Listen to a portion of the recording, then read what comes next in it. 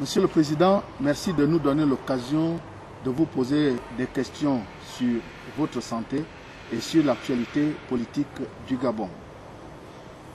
À la suite de nos investigations, nous avons découvert que des policiers gabonais se relaient tous les 10 jours ici à Johannesburg. Leur mission, selon nos sources, serait de suivre vos mouvements. Êtes-vous au courant de cela, Monsieur le Président? Merci aussi de me donner la possibilité de donner de mes nouvelles aux Gabonaises et aux Gabonais. J'ai quitté le pays le 14 juin dernier. Et depuis, effectivement, je me suis consacré totalement à mes problèmes de santé. Donc, merci de l'occasion. S'agissant maintenant de votre question, ben, c'est vous qui me l'apprenez. C'est vous qui me l'apprenez. Mais pour moi, je ne vois pas un problème fondamental. Si ces policiers sont là, quelles que soient, comment dire ça, les raisons qu'ils donnent lorsqu'ils viennent ici, je suis sûr que puisque vous savez, c'est que d'autres personnes savent, à commencer par les autorités sud-africaines, la police sud-africaine, les services sud-africains. Donc de ce côté-là, je ne vois aucun inconvénient. Surtout s'il s'agit de venir ici pour assurer ma protection, encore que je ne l'ai pas demandé. Mais vous savez aussi que de par mon statut, notamment celui d'un ancien ministre de l'Intérieur, j'ai droit à la protection. J'ai droit à la protection, même si depuis ma déclaration de candidature à l'élection présidentielle en juillet 2009, cette sécurité, cette protection m'a été retirée. Maintenant, si c'est pour autre chose, eh bien, je fais confiance au pays qui m'accueille. Et je peux dire qu'en la matière, ce serait, je crois, même une erreur. Ce serait casse-cou si les policiers qui viennent ici viennent pour faire un coup tordu. Je fais confiance au pays qui m'accueille, qui m'accorde l'hospitalité, parce que je sais qu'il est suffisamment outillé, suffisamment équipé pour déjouer ce genre de choses. Il y a quelques semaines, Monsieur le Président, et contre toute attente, le Conseil d'État a confirmé la dissolution administrative de l'Union nationale. Quel est votre sentiment et que répondez-vous à ceux qui vous accusent d'avoir provoqué cette dissolution? Moi, je suis plutôt surpris que vous disiez contre toute attente. Parce que moi, je n'attendais rien d'autre du Conseil d'État que d'entériner la mesure cynique, irresponsable, antidémocratique qui avait déjà été prise à l'encontre de l'Union nationale. Le pouvoir illégitime avait déjà fait traîner en longueur la reconnaissance de l'Union nationale, qui était en fait qui devait être décidée d'office, puisque c'était une fusion de partis politiques existants.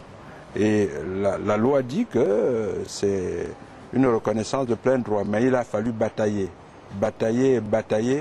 pour obtenir la reconnaissance. Tout simplement parce que bon, l'Union nationale est le regroupement de forces, de personnalités politiques appuyées par des militants déterminés et surtout faisant la promotion d'un idéal, d'un objectif concret, c'est-à-dire le Gabon pour tous.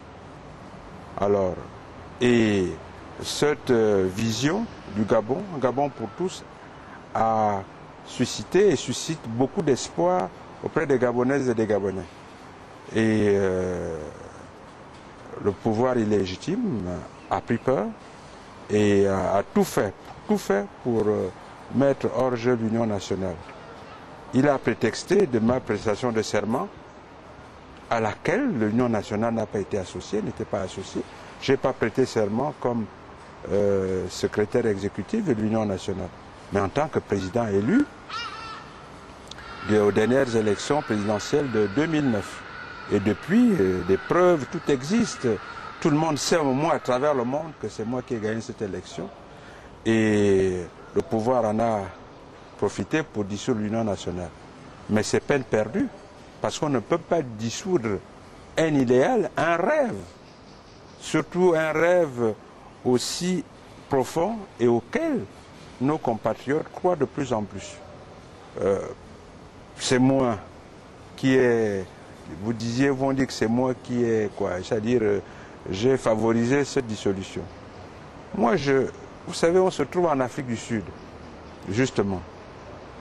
Au début des années 60, l'Union nationale, qui avait déjà plus de 60 ans d'existence, a été l'ANC plutôt, l'ANC autant pour moi, qui avait déjà plus de 60 ans d'existence, a été dissoute, interdite par le pouvoir de l'apartheid. On ne devait plus citer les noms à la télé, dans les journaux, comme au Gabon, comme cela se fait actuellement. Mais mal en a pris aux autorités de l'apartheid parce que ça a donné encore plus de crédibilité à l'ANC. Dès la décision de dissolution, l'ANC qui avait à l'époque 20 000 adhérents est passé à 100 000. 100 000. Et malgré l'interdiction de la dissolution, 100 000.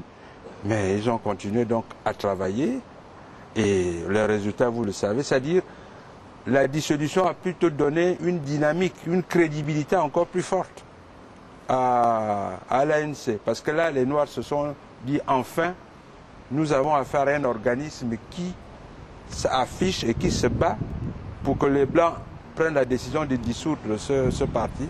Et c'est arrivé d'ailleurs quand M. Mandela est arrivé pratiquement à la tête de l'ANC. Donc, ayant prôné une politique radicale, une politique de non-coopération avec un pouvoir illégitime, ayant lancé une lutte sans concession contre l'apartheid, les Noirs se sont reconnus dans cette orientation. Et le combat qui a été mené a pris une autre dimension, qui a abouti à la mise à mort de l'apartheid. Et aujourd'hui, l'ANC règne sans partage sur le paysage politique sud-africain. Donc, croire que parce qu'on a pris une décision inique, illégale, autoritaire contre l'Union nationale, croire que ça va arrêter le combat que nous menons, ils n'ont qu'à voir, ça se poursuit et ça s'enracine. Croire que ça va détourner les Gabonaises et les Gabonais de l'Union nationale, ils se mettent le doigt dans l'œil. Ils n'ont qu'à voir la raclée, la culottée que l'Union nationale leur donnera aux élections législatives à venir, parce qu'elles finiront bien par venir. Même si nous, aujourd'hui, nous pensons que s'il n'y a pas de transparence, pas d'élection. Donc moi, je crois que c'est peine perdue. Au contraire, ça a montré à la face du monde le visage, le vrai visage du pouvoir illégitime qui se targuait d'être démocratique, de renforcer la démocratie au Gabon. Au contraire, il n'y a que dans les pays, dans les régimes antidémocratiques où on dissout les partis politiques.